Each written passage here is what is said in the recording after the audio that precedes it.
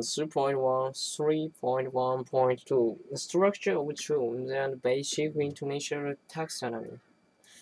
The notation just summarizes expresses several of the theoretical crimes of the intonation phonology that were outlined in Chapter 2. First, and most obviously, it embodies the basic phonological crimes that contour to be analyzed as strings of the elements occurring at well-defined points in the utterance. Second, and more specifically, specifically,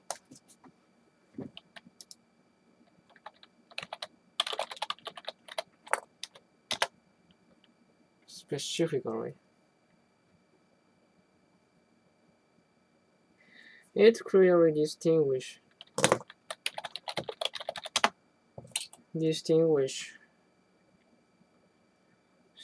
between two types of elements, speech accent and its tones.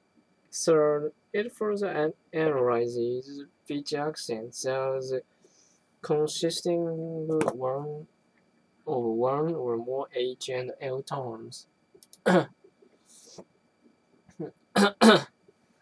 The notation also embodies several ideas about the structure of tunes. These are summarized by Pierre Humbert in the finite state grammar shown in Figure 3.1, which can be used to generate all the legal tune of English. This grammar says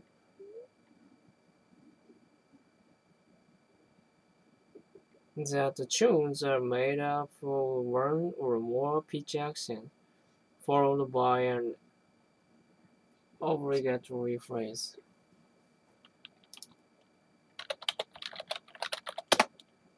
Obligatory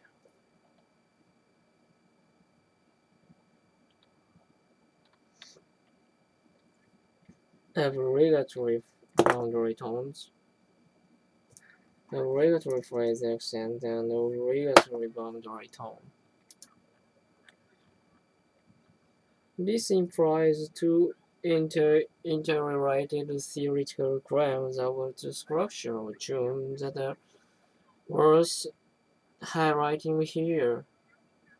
First, the grammar implies that all possible sequences of pitch accents and edge tones are legal, an implication that Pierre Humbert explicitly endorses.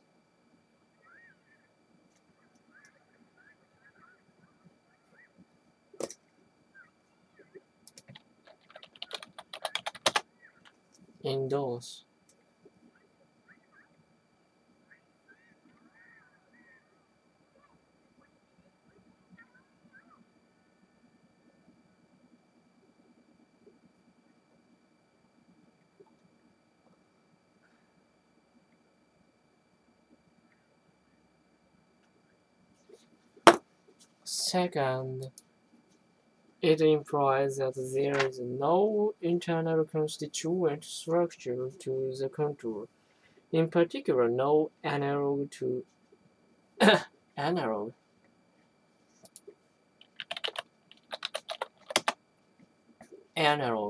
no analog to the head and the nucleus of the traditional British analysis.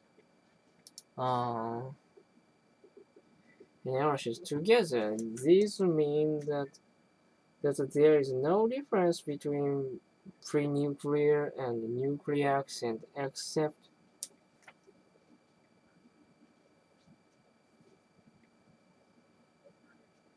the definition for Pierre Humbert's nuclear accent is merely the last accent of the phrase. However, if we accept Beckman and Pierre Humbert's revised understanding of the phrase accent, then nuclear accent can be defined as the last accent of the intermediate phrase. This usage has become increasingly common and is made explicit in the TOEFL training materials.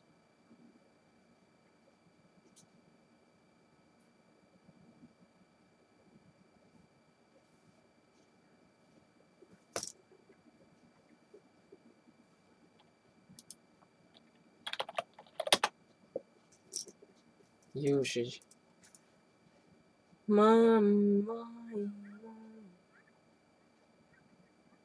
I'm pretty fair on this way. Sleepiness, always I feel sleepy.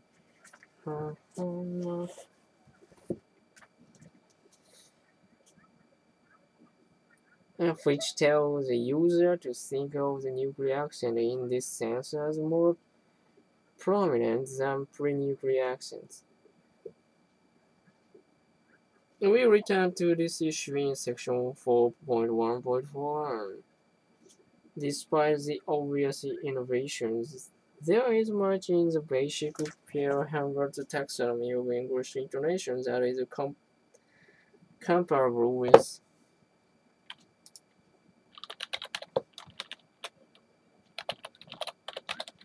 comparable.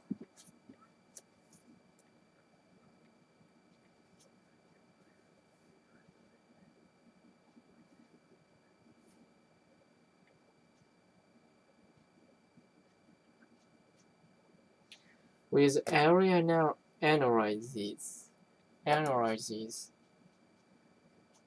In particular, those of the British tradition, while denying any theoretical status to the notion of nuclear accent. Pierre Humbert does implicitly acknowledge that combinations of the final pitch accent and the following edge tones correspond closely to traditional British nuclear tones. Specifically,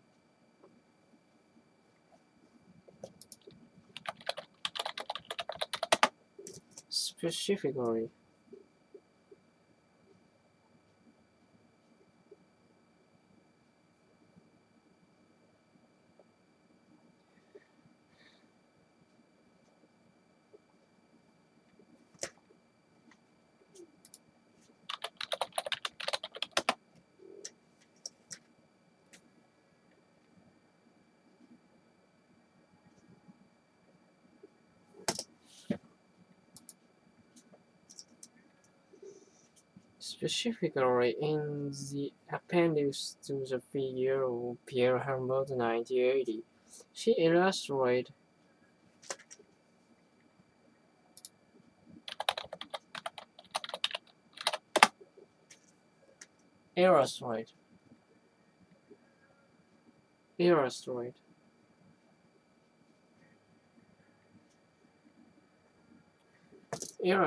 the realization of the 22 occurring combination of pitch accent, phrase accent, and boundary tone in a way that invites comparison.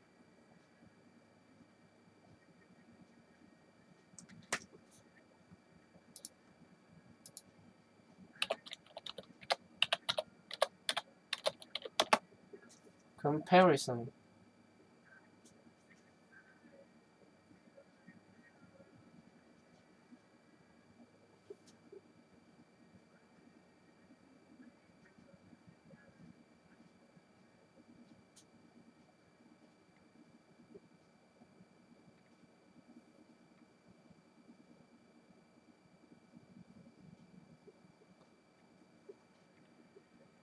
Comparison to the categories of the British tradition.